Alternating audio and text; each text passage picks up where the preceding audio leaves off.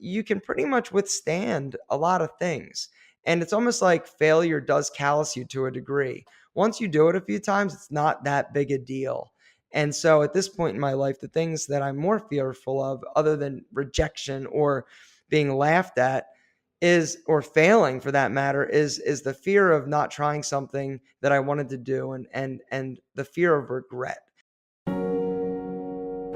Hello and welcome to the Who's Going to Stop Me podcast. Join us on an exciting journey to the depths of the human mind and soul of those who have been successful, of those who have been maybe where you want to go. I promise you one thing and one thing only by listening to this podcast, and that is a life that is more full, that is more exciting, and that will bring you more fulfillment. This episode features a good friend of mine, Marino. Aaron has 5 million YouTube subscribers. He's also worked with thousands of people from around the world, helping them with their personal style, their grooming, their fashion, their image, their wardrobe, and even their dating life. He's been featured on ABC Shark Tank twice. He's the founder of men's grooming companies Pete and Pedro and Tiege Hanley. I cannot express how authentic Aaron is. He tells his stories of the struggle that he went through, how he dug himself out of that hole, how you can build confidence, and how you can start growing your social media following to the level that he does. There are so many great life lessons in this. I implore you to listen along, grab a coffee. I learned so much from this conversation, and hopefully you will do the same. So enjoy. The thing that I wanted to start with was about the fact that I did interview you 3 or 4 years ago. And I have to say, I'm really impressed. Obviously, you've gone from strength to strength. Like, looking at your YouTube channel, you're nearly at 5 million subscribers. And I have to say, like, I've reached out to tons of people. Obviously, we're relaunching this podcast. I've been reaching out to best-selling authors, personalities, just people who I think are doing incredible things and really embody that "who's going to stop me" attitude. And I have to say, I reached out to you, and you were one of the guests that A, responded the most quickly, B, were just really like, you said that, you thought about me and you thought about my channel, and you'd kind of, wanted to check in almost. And for me, it really kind of personifies who you are, because I've obviously, in the lead up to this interview, I was watching lots of videos and doing some research, and you really have such a humble and genuine kind of on-screen presence. And I just wanted the listeners to know that completely translates to who you are, like kind of not offline, because it was via email, but that completely translates. You really are kind of who you are. That very humble, and almost like when I watch your videos, it's almost like, and I see this in the comments as well, people really view you as like a surrogate father or like a big brother. And which is crazy, right? And it totally freaked me out when I realized that, to be honest. When I realized that, when I started YouTube, when I started posting videos, it was really more of just an outlet for me. I was, at the time that I started posting, which is pretty crazy, but it's been almost 11 years. I started it in 2008, and I had just come off of a really emotionally very, very hard time. I filed bankruptcy. My business failed. It was the lowest point in my life. And so I started this little image consulting business where I was trying to, help guys just dress a little bit better. And my wife gave me a video camera. So it was like, just start posting YouTube videos. Why not? And when I did it, it was more for me, just because it was like, wow, this is really, something cool. And it allows me to talk. And when I first got that first interaction and comment, it was like, okay, this is it. I found my home. I found validation. And it was guys that were, just looking for basic, solid advice. And that's really the thing that when I started, I was like, okay, this is neat. I didn't have any clue where it would lead or how it would impact me or my happiness in ways that it has. But when I first started, it was a very, selfish thing. Honestly, I was doing it because it made me feel good. It made me feel better about myself after coming off of a really dark time.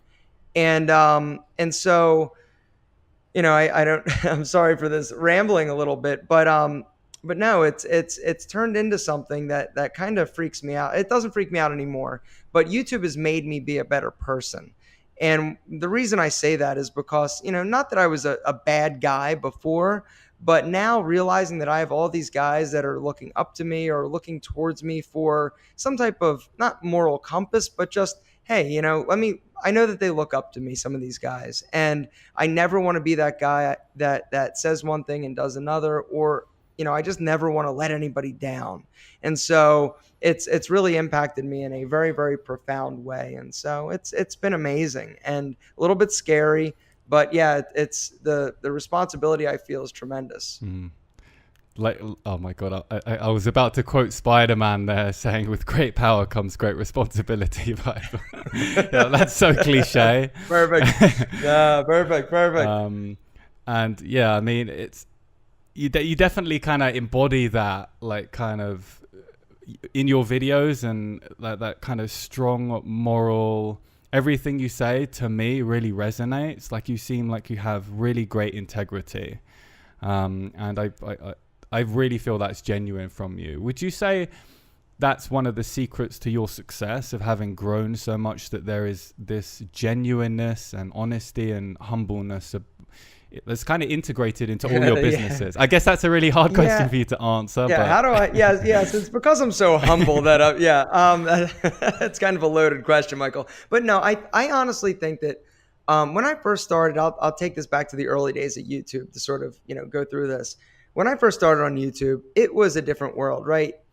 Nobody had any concept or idea that you could ever make a living. It was just because these creators or people had a video camera, a big mouth, and just wanted to make videos. And so, when I first started, I was looking at the people that were creative and the people that were being successful at the time. And this was back in 2008 and 9.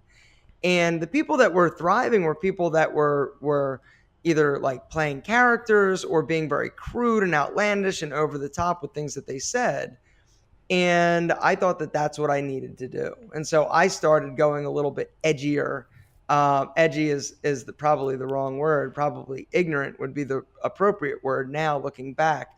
I started doing things that just to try to be, sort of outlandish and attention grabbing. And what I found is that it wasn't really my thing. It wasn't me.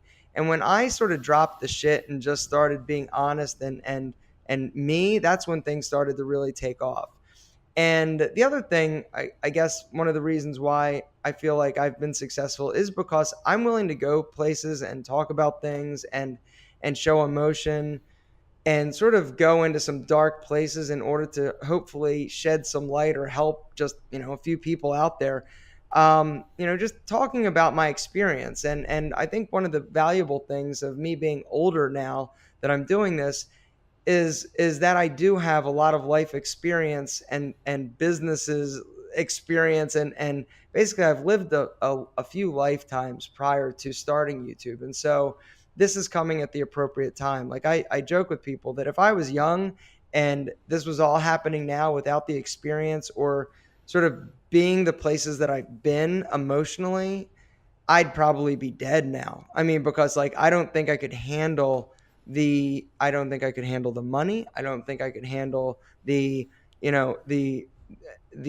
ego. I don't think I could handle it if I had been younger and not gone through the things that I did. And so everything happens, I think, when it's supposed to.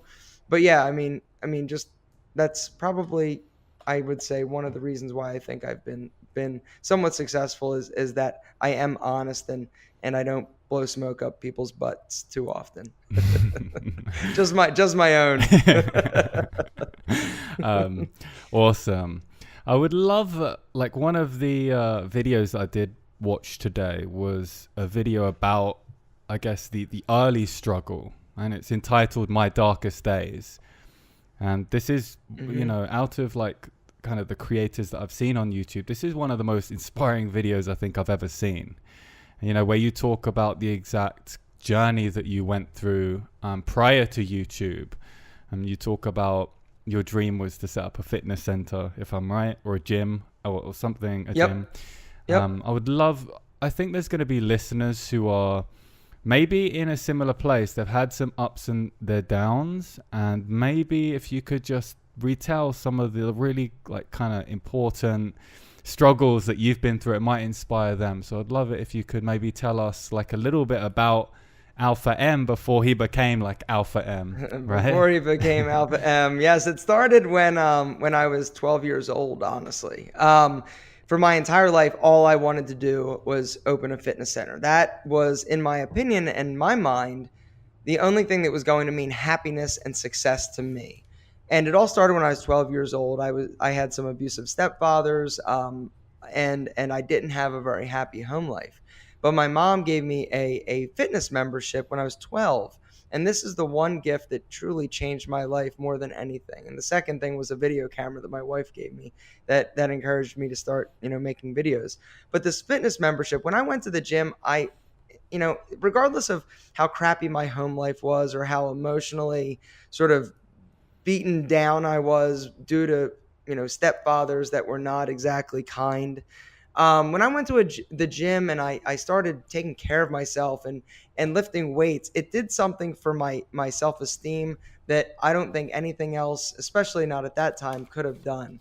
And I knew how it made me feel. When I entered the gym at 12 years old, I was the king. I felt amazing about myself. And I knew that if I felt like this when I went to the gym, this is what I wanted to do every single day of my life. And so from the age of 12, I knew exactly what I wanted to do for the rest of my life. I wanted to own a fitness center. That was it. That was what success looked like. And so went to college, got a degree, business management, still with the idea that, hey, I'm going to own a fitness center. I graduated, moved to Atlanta to chase my hopes and dreams. Didn't know what to do, didn't know anybody in Atlanta. And so I moved here and got a gym at a fitness center and met a gentleman. He was a general manager there. And he said, hey, would you like to open a nutrition store with me? And I thought, well, it's not a gym, but yes, it's a business. I wanted to be an entrepreneur. And so this was the first experience of that. And so at the fitness center, we expanded to 2 locations over the course of like 2 years. Now, unfortunately, it was not a great business in the sense that my partner in that was also sort of very emotionally I guess, I don't know that he was emotionally abusive or it was me just not being able to stand up for myself. And I think that was one of the big hardships and troubling things with growing up in a household where you just don't want to rock the boat because you don't want to have to leave your school or leave your friends. You want some semblance of comfort and security. And so, from a young age, I lost my ability to stand up for myself. And so, the fitness center wasn't a dream yet, but when I was at the nutrition store, this guy, did take advantage of me a bit. But while I was there, I met a woman named Linda, and I helped Linda lose 100 pounds. And, long story short, Linda and I sort of became friends. And it was at the time that I realized that I needed to get out of the fitness center because the gentleman at the time was selling drugs out of the back and of the fitness center. And I didn't know much at the time, but I knew that prison wouldn't be a place that I would flourish. I would be popular, but I don't think I would do real well. And so I ended up just leaving and walking away and started personal training at another fitness center. And Linda came to me and said, hey, I was wondering if you'd be interested in starting a personal training studio with me. I want to help people and change their life the way you did for me.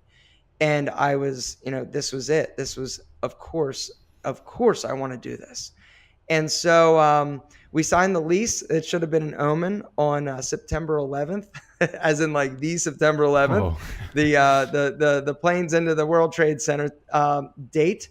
And it should have been an omen as to how that business was going to unfold. But we were undeterred, and we opened a fitness center or a small personal training studio. Did that for a few years, made like no money.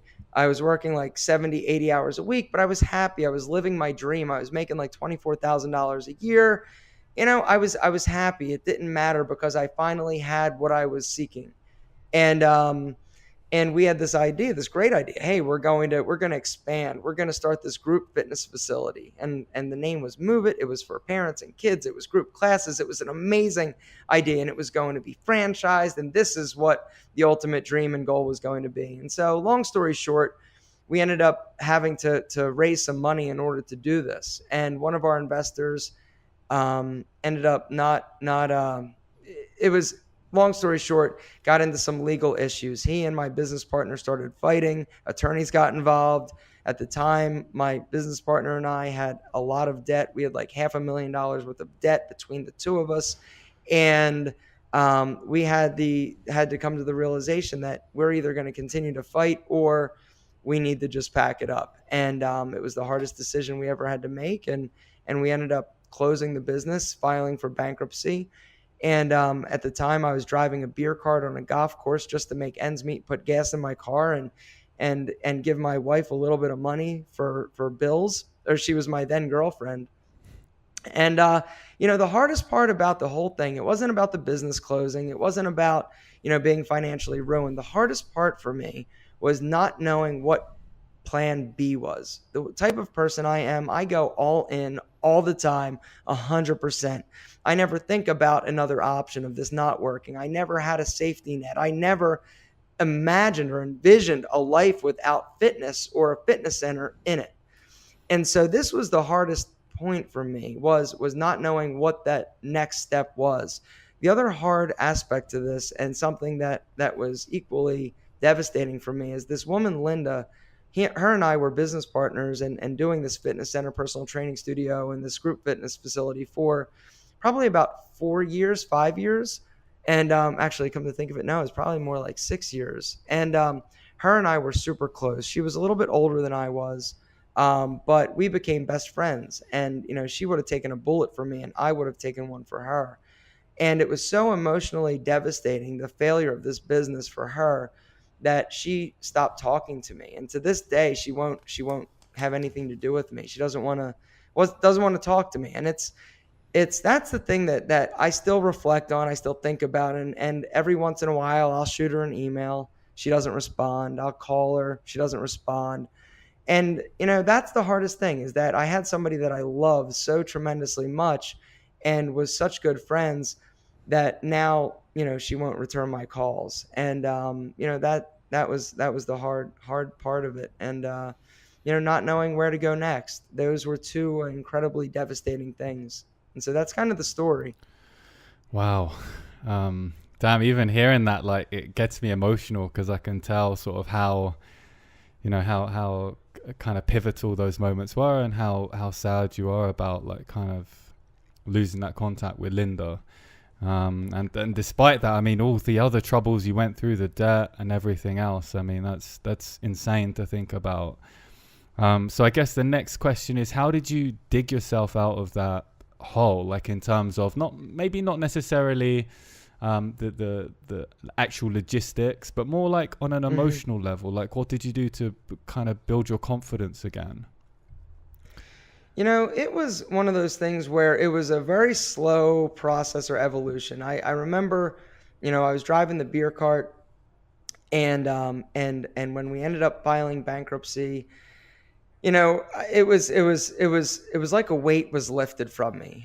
For my entire life, I had been struggling financially. From a young age, we were on welfare. We never had much money. I remember, I tell my wife the story of, I'm 14 years old, and I wanted to go get a piece of pizza, and pizza was $1.25, right? $1.25, and we literally did not have $1.25 to give me extra that I can go and get a slice of pizza. And so, when I say like money was tight, money was more than tight. And this was sort of the trajectory in history, my entire life. Money had always been this sort of like central, almost like this weight, this very heavy weight, that you're always worried about paying your bills. You're always worried about your next meal. You're always, going from, hustle to hustle to hustle, trying to make ends meet. And so when this is your life and this is all when I actually filed bankruptcy, it was like I got a fresh start.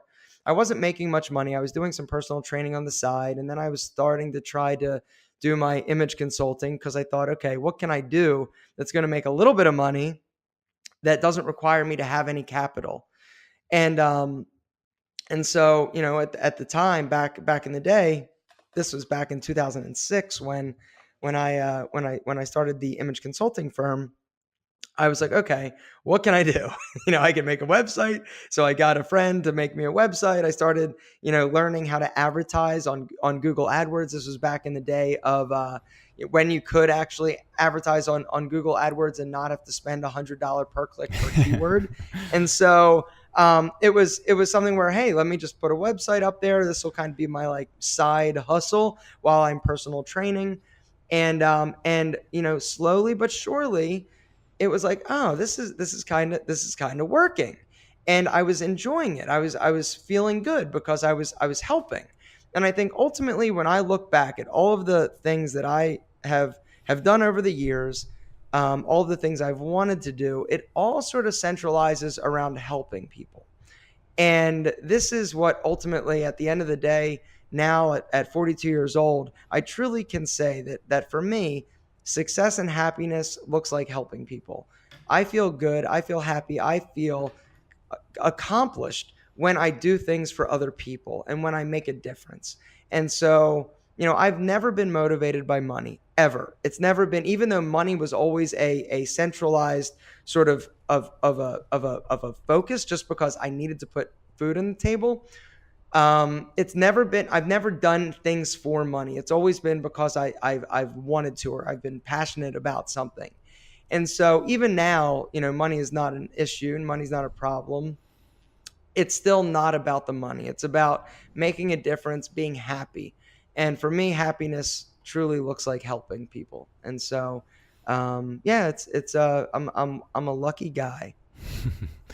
um, Absolutely. I really couldn't agree with you more. Like in terms of just, when you give value to people, I don't think there's anything really, when I mean give value, I mean whether that is encouragement, whether that is like pragmatic advice to help someone change their life. For me, as well, I really resonate with that because I feel the same way. I think when you give value to people, that it makes you feel good, so it kind of almost is like a selfish thing in a way, right?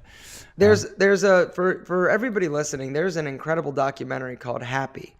I think you can find it on Amazon or possibly Netflix. But what they found, these researchers were really searching for what is the key to happiness.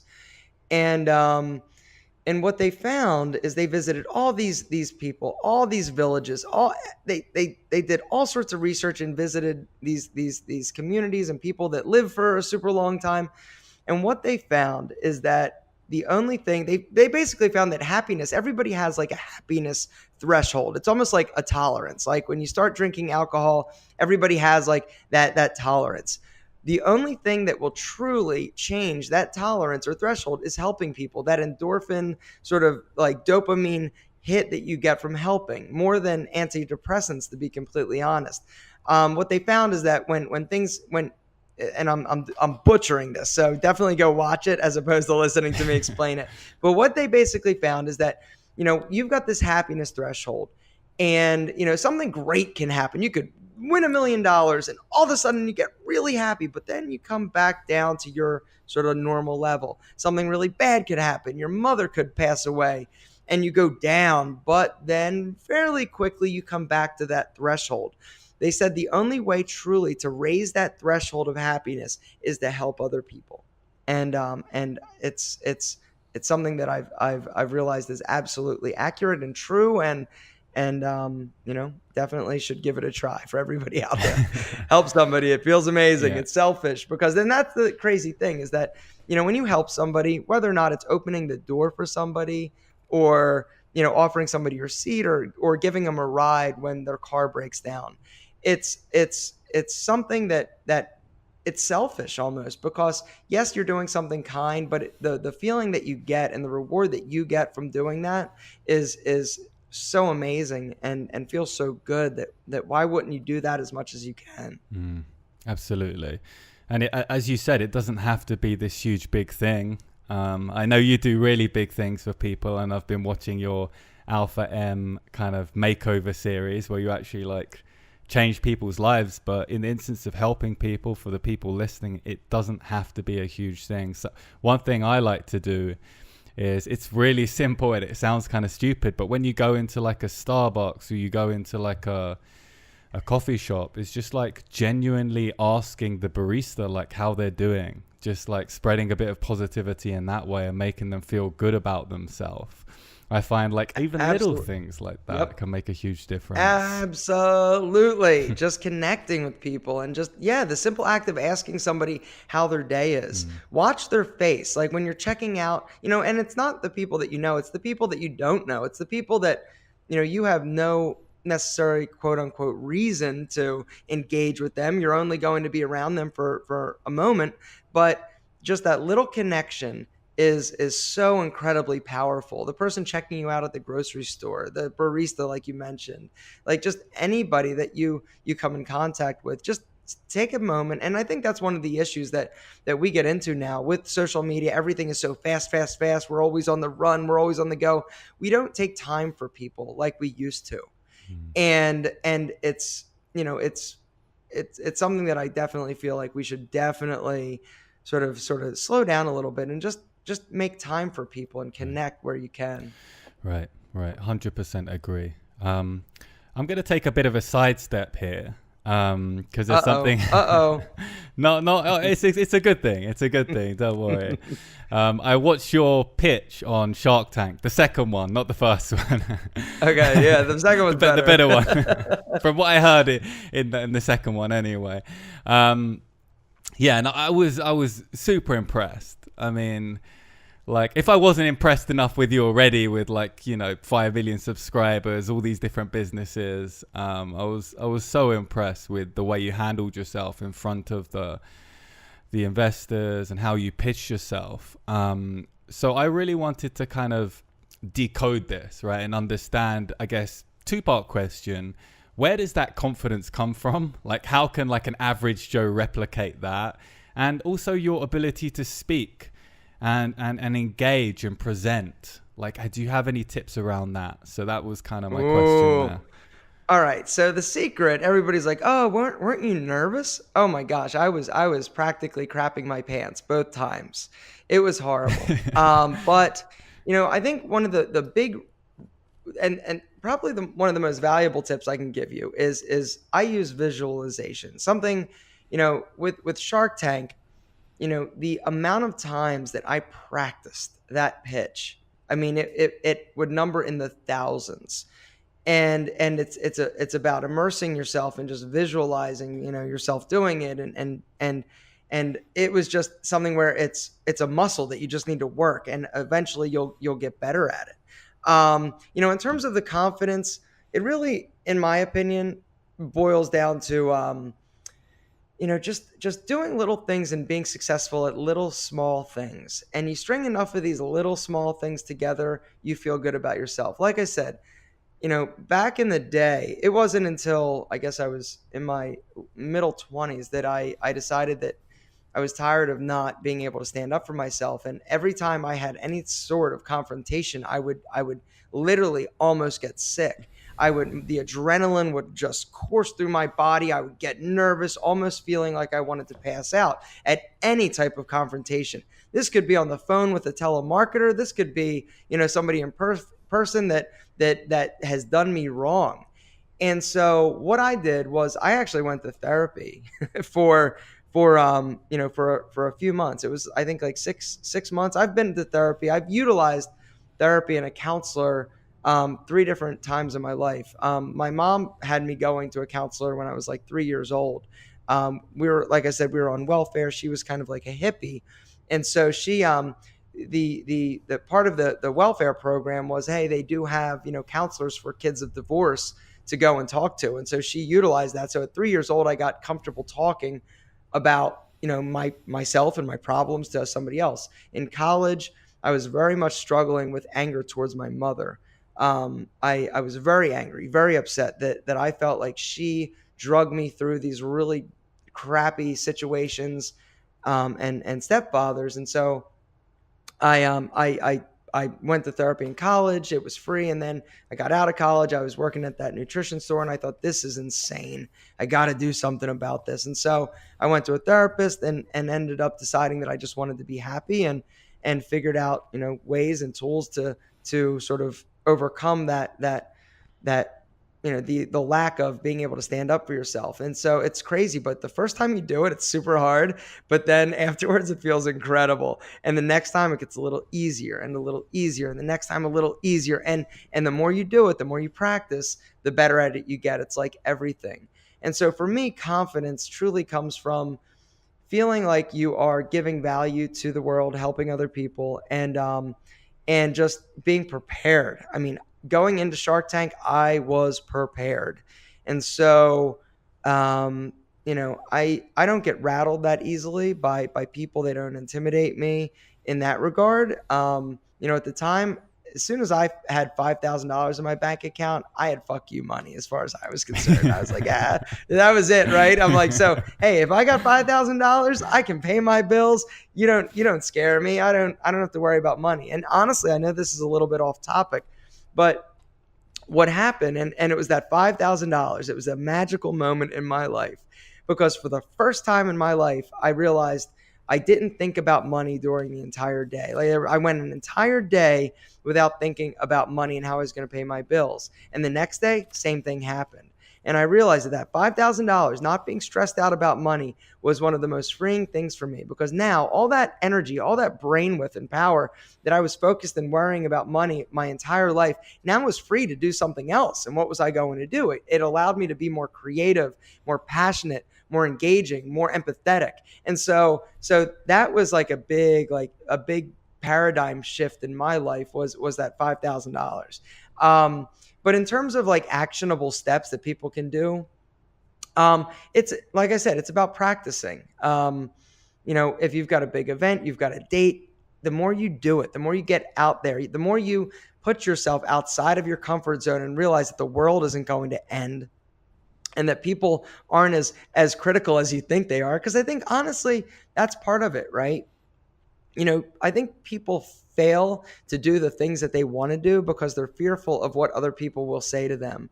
It's that little voice in the back of their head that is constantly, from a young age, telling you you can't, you're not good enough, you're not smart enough, whatever it is. You got to figure out and get tools to punch that little voice in the face. And so, with Shark Tank, that was, in my mind, that was the Super Bowl, right? I am constantly doing videos. I'm constantly talking. And over the years, I've learned to deliver a message and be engaging. And once again, it's not because I'm just good at doing that. If you watch my early videos, you can tell I was not good. I was absolutely terrible when I started. But the more you practice, the more you do it, the more you work that muscle, whatever that muscle is, the better at it you get. And and you know what else, Michael? I got to be honest. One of the other reasons why, going on and doing Shark Tank, once you've failed as miserably and as hard as I have, you realize, and you pick yourself up and you realize that the world didn't end, you can pretty much withstand a lot of things. And it's almost like failure does callous you to a degree. Once you do it a few times, it's not that big a deal. And so at this point in my life, the things that I'm more fearful of, other than rejection or being laughed at, or failing for that matter, is the fear of not trying something that I wanted to do, and the fear of regret. And so that's kind of where I'm at right now, and it's a pretty good place to be. It when it when it works out. When it doesn't work out, it's not good. But hey, you know what?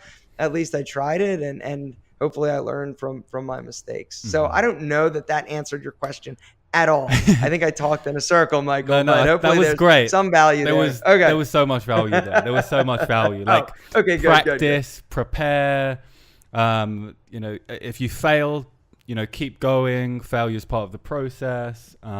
See, you consolidated 5-minute rant into 30 seconds. See, you're much better at this than I am. No, I don't Perfect, think so. But yeah, like it was super impressive, because obviously I hadn't actually seen that Shark Tank pitch. I hadn't seen the first one, and And as I mentioned, I was preparing for this interview. And you mentioned the confrontation.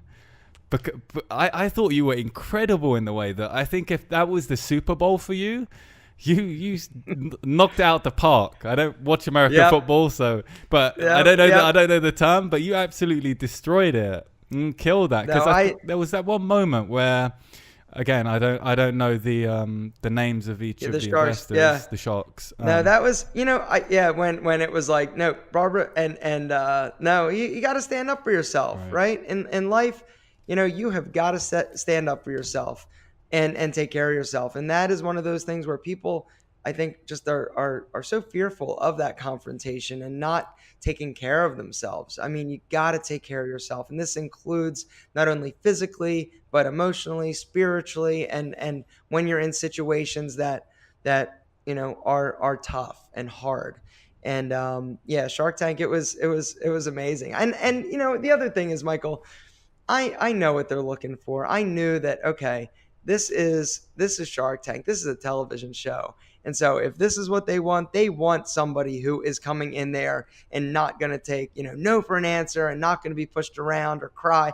I'm going to be that guy that they want me to be. And so, taking my personality up to that next level, that's something that I just have learned to do through video. And so, the other challenging thing, Shark Tank, what you don't see, they edit that down to 12 minutes. I was in there pitching and defending myself for an hour and 20 minutes. Whoa. Yeah. Okay. So yeah, they take the highlights. It's like what you see on television is like the highlight reel, but I couldn't have been more pleased with the way that ended up turning out. Backstory, I got a deal with Barbara on the show. She wanted to invest in my social media business, AlphaM, and not in the product and brand that I was promoting, which was Pete and Pedro, my hair product company, on the show.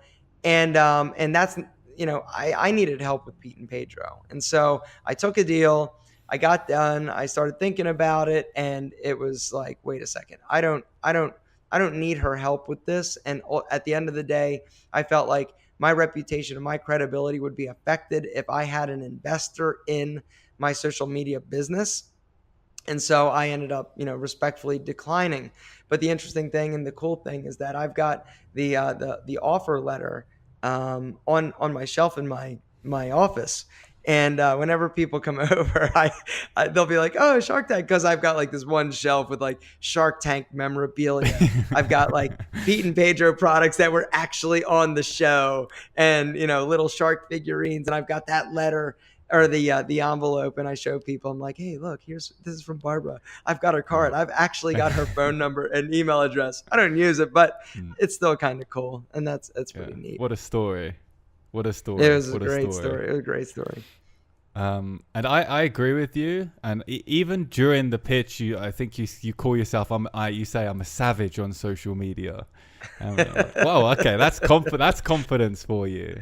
Exactly. What you got to defend yourself, Michael? Absolutely. What like talking to like maybe the business owners or people thinking about starting their social media presence. Do you have any I guess tips for them? Whether they're starting or they're looking to grow their audience? Yeah. Everybody says, like, if you ask anybody this question, 9 times out of 10, they're going to be like, just start, right? But that's pretty cliche. Like, just start. Where a lot of times what holds us back, and I tell everybody, if you've got a business, even if you don't have a business, if you got something to say, start a YouTube channel. There's no better marketing tool that you can have. And it's just so amazing to be able to sort of just talk. It's very therapeutic.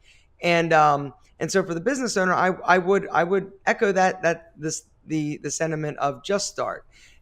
You are going to hate the way that you look. You're going to hate the way that you sound. You're going to hate it when you start, how you come across on camera. But it gets better. The more you do it, the better at it you get. Everybody sucks when they start. But the people that are successful started. And then they kept going. Don't get discouraged when you don't see this meteoric rise right away. I joke with people that I'm at the overnight success that took 11 years. I get a lot of shit right now. And And, being on YouTube is challenging. I mean, it's not all roses, right? I mean, I know that a lot of the things that I've said have been like, oh, it's amazing and I feel amazing. And I do, but there is definitely a downside to being in the public eye, putting yourself out there for people to criticize, because that's something that we do very well as a society now is criticize. We enjoy doing it, and it feels good to sort of poke fun and to do all the little, negative sort of comments and things of that nature. And so it's hard. I mean, it is challenging to sort of put that and compartmentalize that and understand that this is going to happen and it's okay. I got to be honest, Michael. Not offended, but I get my feelings hurt still to this day, no matter how insignificant these people are, no matter how insignificant their comment. Whenever somebody criticizes you, it's never fun to hear. And there is no more public way of being criticized than when you are on social media. And so this is not necessarily to say that you shouldn't do it. And I know that this isn't like something that's going to make business owners sound like, oh, that sounds amazing, right? I know that I'm doing that. I'm letting you know. But the benefit you get far outweighs, a multiple of like a million outweighs the negative, crap that you get and the negative comments. But it never goes away. In terms of it sucks, right? It sucks when people tell you that you suck, but don't let that dissuade you from keeping going and putting the content out. You just got to keep it flowing, keep it coming out. Don't do one video, 2 videos, 10 videos and be like, oh, this isn't working. It's going to take more than that for a lot of people. And just keep going. And eventually you'll find your sweet spot. Eventually sort of things will start, coming together and the dots start connecting. But YouTube, social media, it's one of those dots that as a business owner, you need to be connecting these days. Because if not, you're going to fall behind. You're not going to be able to compete in the market today, because people today are on social media. It's a way that we live. The thought of somebody not having a website is kind of like, what? That's crazy. Or not having a cell phone. That would be crazy. 10 years ago, that's what people were saying. Nowadays, you got to have some type of presence. And if you're a business owner and you're not the one, that's okay. Not everybody is comfortable or wants to be in front of a camera. So find somebody that will be in front of the camera for you and work with them to develop your social media presence. And in my opinion, I think a YouTube channel it should be front and center as to where you should focus. Mm-hmm. Yep. I 100% agree. And I think you really live those kind of statements as well that you've made, like the consistency. You've been so consistent, just starting kind of, it's very like, I don't like, I was looking through your comments and I don't see very many negative comments, I think. Because I delete them. I delete a lot of I block them. Oh, okay. That's something I do. Oh yeah. Okay. Like when I it's like, wow, he has no negative comments. This is yeah, well, what happens is when I put out a video, I typically will like look at the comments for like the first like hour just to see what people are saying. And typically people that are negative will be really quick to just tell you what, something negative, and I'll just hide them from my channel so I don't see them. I don't need to surround myself with or like, I try to shield myself from the negativity as much as possible, because it does affect me in a pretty powerful way. And so, right. Yeah, I try to limit my exposure to my own criticism. Right. And I think there's definitely a difference. You seem very self-aware, so I'm sure if it's constructive criticism, you take it on board. But then when it's just downright like negativity and trolling, which a lot of people seem to get off on these days for some weird reason, like I'm the same as well. If it's just here's a funny comment for you. I just had kind of a little flashback. I remember so I haven't been super consistent in putting videos out on my YouTube of late, but I remember there was this one guy that would comment on every single video about my shirt, the color of my shirt or the fit of my shirt, without like clockwork. He would say, oh, the color's a bit off, or you know what, oh, that shirt's not tapered right. You should see a tailor. And he would just do it every single video. And it, like it does get to you. It does kind of bother you, and you're like, okay, here it is. You just like release the video. First comment, oh, your shirt's a bit off. Like it's a bit, And some people get nasty with it. But yeah, I agree with you. Don't let it deter you. If anything, like to some degree, right, the more people that are like disliking what you're doing, sometimes it can mean you're heading in the right direction. So try not Absolutely. to. That's what they say. That's what they say. um, right. So let's talk. I mean, it wouldn't be an interview with you unless we talked about style in some way or some kind of like fashion Uh-oh. tips. So I wanted to know, do you have any, and these can be general style tips or they can be like 2019 fashion centric tips, but do you have any tips for someone who's maybe wants to get a new wardrobe in 2019? They're looking good, maybe they lost weight or something, and they want to restyle themselves. Where would you start if you were them? And I appreciate I'm asking you these big grand questions that you could take like 20 minutes to answer, but give us Exactly. the So key so notes. basically, just remember this: a wardrobe is not bought; it's built. You don't just go out, with $5,000 or $2,000, whatever your budget is, and be like, okay, I'm gonna buy a new wardrobe. That just doesn't happen. It's not.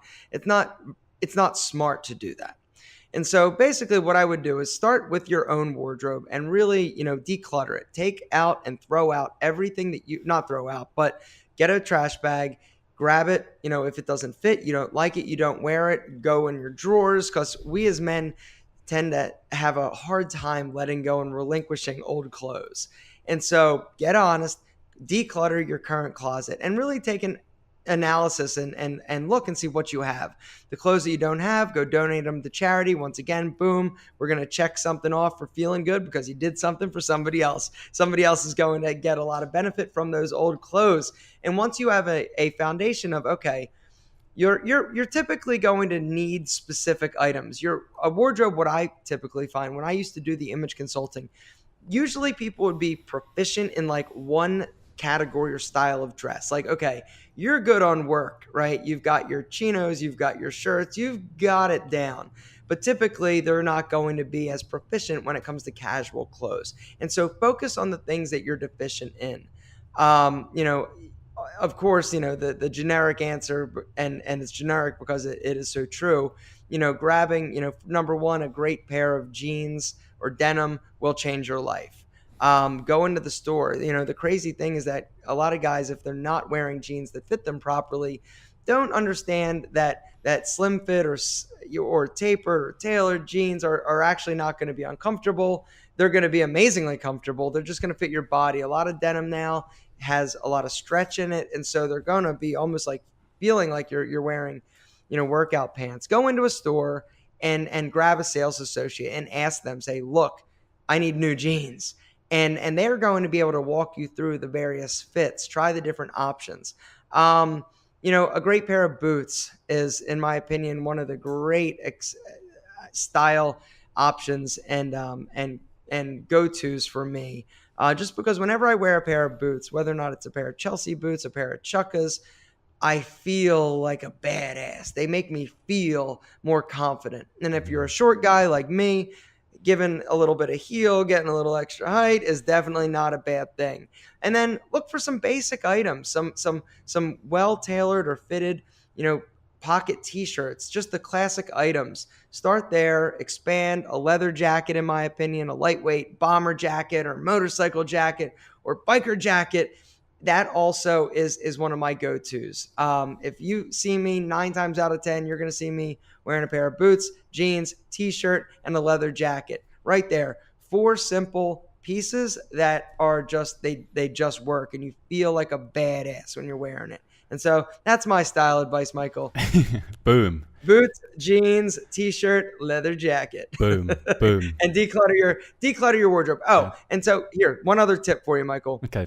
So one of the other issues that a lot of guys have is that they're like, oh, they're worried about what their friends or coworkers will say or think if they show up and they're wearing clothes that are a little bit different from what they normally do.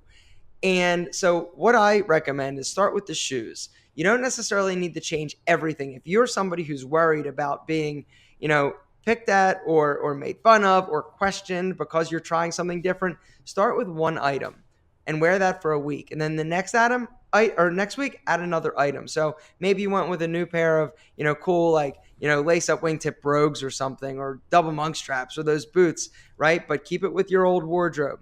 And then the next week, okay, we're going to keep those shoes, but then we're adding a pair of well-tailored chinos. Wow. And so systematically go up your body, go up your wardrobe, and eventually it's an evolution. People aren't going to notice or call you out. And if they do, own it. Don't try and be like, oh yeah, it's one of those things where guys start to like grow a beard, right? Or they want to grow like some stubble, and you can see that they edged underneath their neckline, right? But you see them and they're normally clean shaven, and you say, oh, Jimmy, are you growing a beard? Oh, well, no, I just didn't shave. Now, come on, Jimmy. I see you edged up your cheeks and under your jaw. It looks good. Don't worry about it. Own it, gentlemen. You got to own it. If you want to try something, do it. Don't let anybody else tell you shouldn't do it. And at the end of the day, when you start looking so super fine and fresh, what's going to happen is they're going to ask you for style tips. And that's when you've made it, my friend. Right. That's awesome advice. That's damn good advice. Like, I never thought about that. Do one item at a time, do a slow kind of transformation over time, and then before you know it, you'll kind of dress the way you want to be dressed, and own it. Absolutely. And own it, as you said. It kind of comes back to that thing we were talking about before with like confrontation and people kind of coming at you a little bit. Have the confidence to really stand up for yourself, as Aaron said. Now let's move on. Michael, it took a lot of years of therapy to realize that. Easier said than done. Right. Let's move on now. I know we're jumping around topics a little bit, but I feel like you've got so much to offer in so many different areas that it'd be a shame if we didn't touch on this as well. So, reading your bio on your website, I can see that there's Pete and Pedro. Obviously, you pitched it on Shark Tank, and from what the last video you made on that product, it's doing incredibly well. It's then you've got Tiege Hanley, Menfluential Media, then obviously I Am AlphaM, the website, and then the videos. How in the hell do you manage all of these different projects? And I know that you've got other people that maybe head up different brands, but how do you manage and keep on top of all these different projects and businesses? Do you have any systems? What's your process there? I don't have any systems, unfortunately. So I am a control freak by nature. I am also, as my wife will tell you, I am a micromanager. I can micromanage anything, right? And it's not one of my strong suits. This is a negative for me. I have a routine. It's something where I've developed this routine that works for me. I get up early. I do this specific things in a specific order every single day. When it comes to my businesses, when you think about my businesses, the number one driver of everything is my YouTube channel and my videos. And so that's the number one priority I have in my day. I've got to film a video every day, Monday through Friday. That's just like, it has to happen. If not, nothing else, in my mind, nothing else, sort of can flourish. So that's what I build my life around and my day around, is that video. I also, over the years have started some other businesses. The two businesses that, are fairly large. Like Tiege Hanley is my largest business. But Tiege Hanley, we're based out of Chicago. I have two business partners. I do what I do for Tiege Hanley, which is promote and market Tiege Hanley, my skincare company. I have other people that handle the day-to-day operations, all the stuff that's not real fun. They handle it. We have meetings twice a week, but that business sort of does what that business does, and I've got people that are paying attention to that. I also have Pete and Pedro, the hair product company. Recently, I did something really smart. Unfortunately, it wasn't my idea. It was his. And so I can't take credit for it. I do, though. I hired the e-commerce manager and marketing director for the groominglounge.com, which is a fairly popular online men's grooming company. And this gentleman, Mike Levy, he and I became friends because he was really kind of like my second the second business to ever do any type of, promotion with me on my YouTube channel. He and I have been friends for years. And so he was looking for a change. I needed to hire somebody to help with Pete and Pedro, because Pete and Pedro has grown. It's doubled in sales every single year since I started it. But it's done that just despite of me. I've actually everything I have done for Pete and Pedro has theoretically held it back, because I don't do the things I need to do. I don't have the systems. I've done a really bad job managing and running Pete and Pedro, but just because I'm persistent and I have it out there, it's grown. And so he came in, and all of a sudden now, wow, he's giving systems, he's doing things that I never would have done, and we've taken our growth to the next level. And allowing people to have the freedom and flexibility to make good decisions and choices. And so, I've got somebody who's sort of paying attention to Pete and Pedro. I've got somebody who's paying attention to Tej Hanley, the advertising agency, Menfluential Media. That was started because my best friend from high school, Terry, he and I were he was really the only person I keep in contact with from high school. And it was, I guess, about 4 years ago. He would come to my family reunion every year, and we were talking. He was a car salesman. He was an upper management in an automotive dealership, and he was very burnt out, and he was tired, the long hours, and we were talking, and he's a very good salesman. And I said to him, I said, I'm sort of at a crossroads. The thing that I love doing is video. The thing that I hate doing is talking to these potential advertisers and sponsors about me and my videos. And so, would you be interested in selling advertising for me? And he's like, yeah, let's give it a try. And at the time, he was my most expensive employee ever. I committed to spending $5,000 a month. He needed about $5,000 a month to cover his bills, his overhead, and everything like that. And we decided to try it for 3 months. And if it didn't work, it's okay. And if it did work, hey, we'll deal with that, and that'd be great. It was so successful immediately. He did such a great job, and it was so freeing for me, because now all of a sudden I had time to focus on what I did and what I love doing, which is making videos, that we ended up starting an agency, Menfluential Media, and selling advertising and brand deals for about 40 other guys that are similar, like, they have vlogs or podcasts or their YouTube channels. And he then hired his brother. Then we hired another guy, Tom. We've got an assistant. And so that business kind of runs itself. And so it's not like I'm this master juggler, Michael. I'm an opportunist. When I see something that I want to do, I'll go and try it. And then I sort of fumble through it and learn as I go. And eventually I get to a point where I'm smart enough to know what I don't know and what I'm not good at. And so I hire people that are my friends and family, honestly, and people that I trust to take it and protect my baby. Well, wow.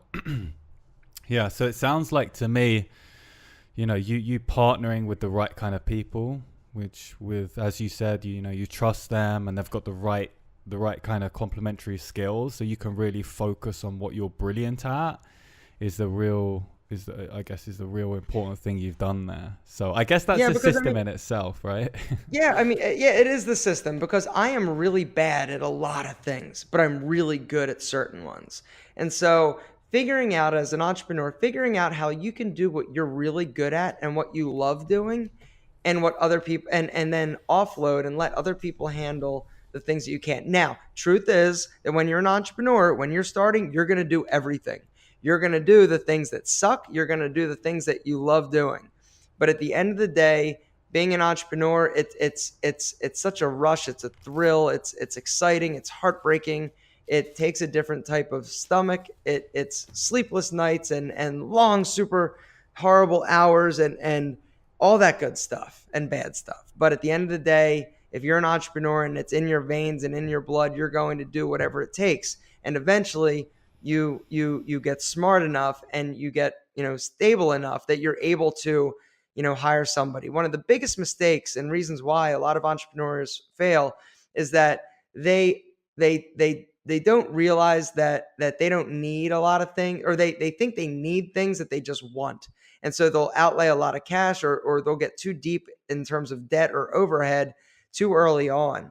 And so one of my models through from the very early age, or not early age, but what I learned from filing bankruptcy, what I decided from that point, I would never do anything I couldn't afford or pay for, because one of the biggest stresses, once again, is money, right? And when you're running a business, when you're starting a business, when you're operating a business, the most challenging thing is, especially in the beginning, is figuring out and managing cash flow. And so, a lot of times these entrepreneurs think, oh, I want to be an entrepreneur. I want a really cool office, or I need the best computer, or I need the best camera, or I need this, I need that. And you don't need that. You want that.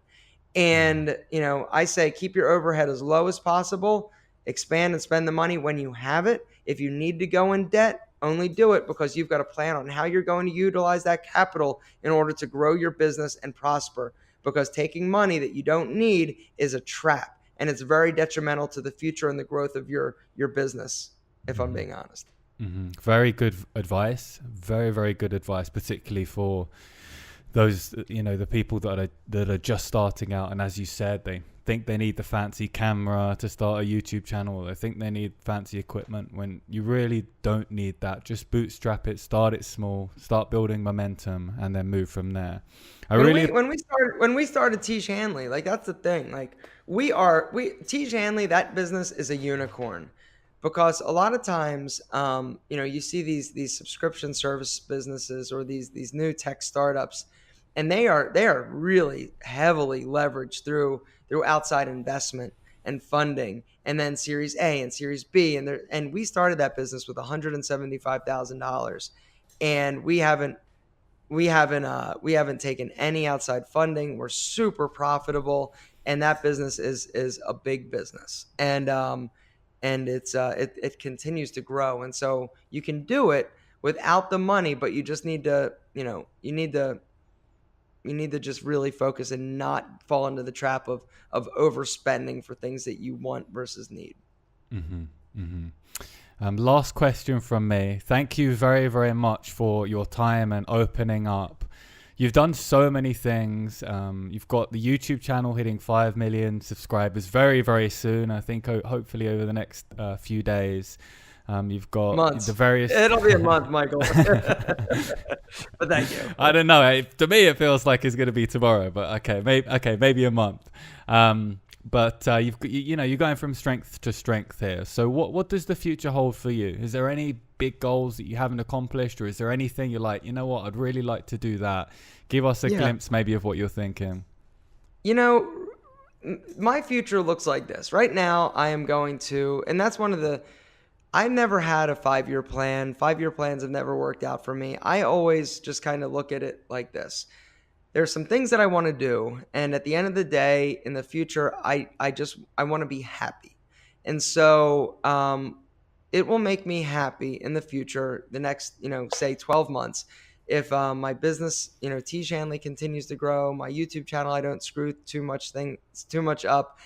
Pete and Pedro, I continue to grow. I do have like financial benchmarks and things of that nature. I want to start a sunglass, or not, I am in the process of starting a sunglass company called Enemy. I recently bought the domain enemy.com, which is pretty sweet domain, Michael, if I do say so myself. Very cool. And that business that's kind of like my passion project. I have zero expectations other than making some really killer shades. I was literally, I love sunglasses. Oh, hang on one second. So I love sunglasses. They're like my thing.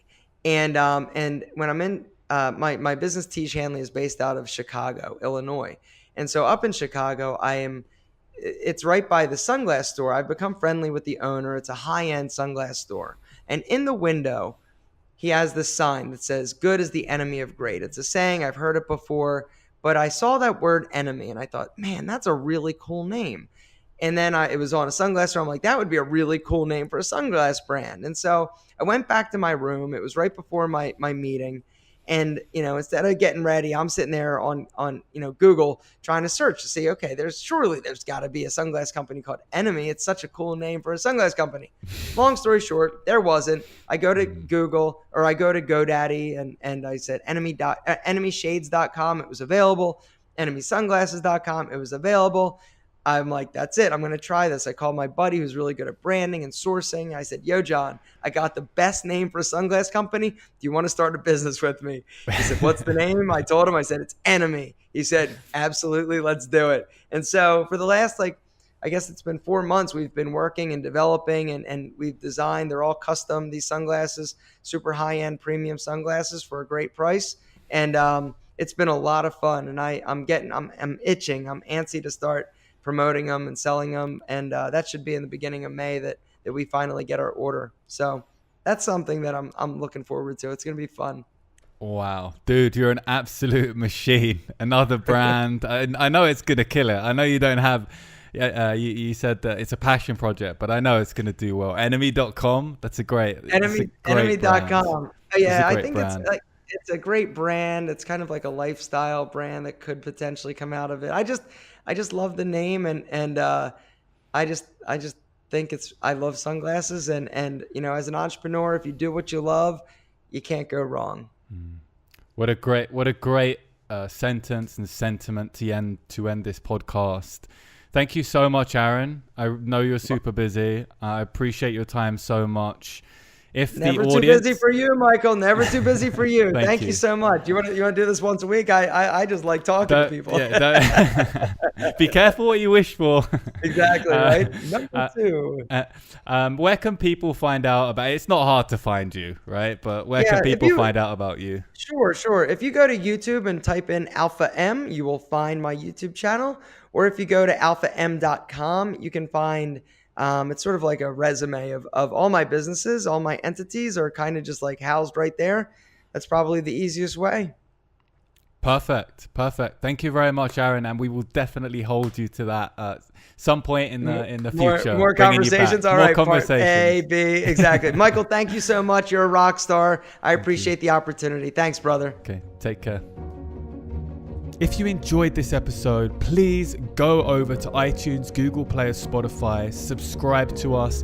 If you think we deserve a 5-star rating, then please leave us a rating. We also have exclusive show notes and bonus content over at whosgoingtostopme.com, so I highly recommend you check that out.